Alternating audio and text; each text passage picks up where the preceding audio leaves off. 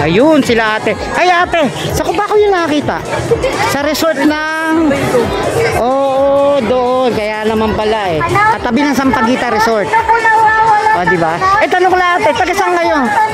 Maligaya po. Ano yung Antipolo rin? Oh, Antipolo. Pamilya. Pamilya, yun na. Ano, mamasyal kayo rito? Hindi ba malayo? Hindi ba malayo kapag ganun? Enjoy. Wala yung mga kids nyo. Sila namasyal yung mga minsan. Thank you ha, thank you. Unless ano, pupunta pa rin naman kami rin sa ano. Thank you na marami ha. Ingat sa pag-uwi. Thank you po. Sige po. Yun. Ito nasa Antipolo tayo.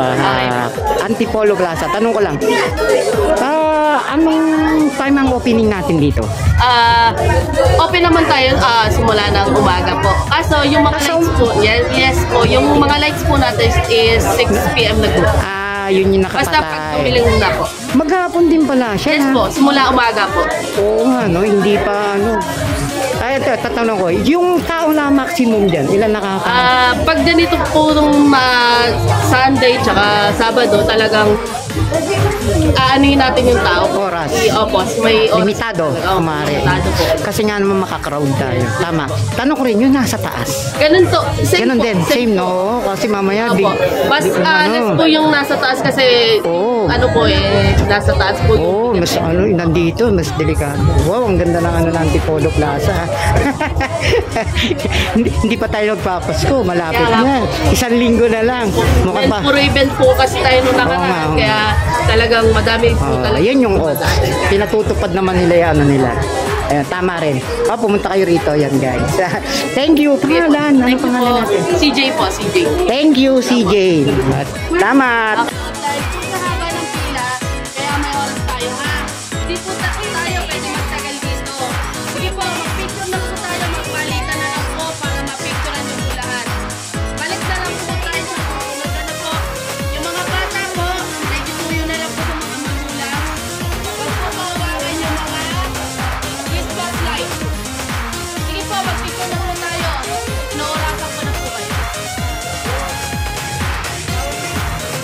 Silbi niya.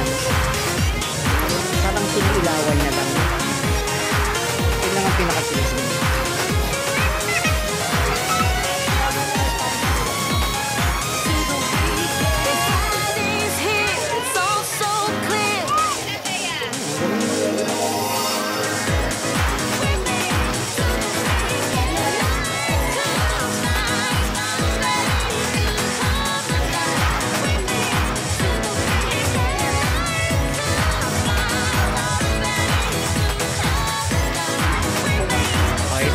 Ito yung daanan niya, limitado. Hindi nga naman pwede na.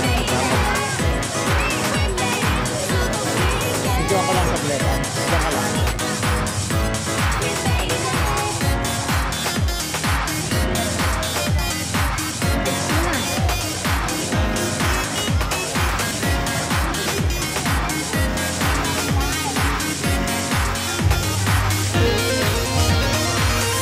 Ayun na.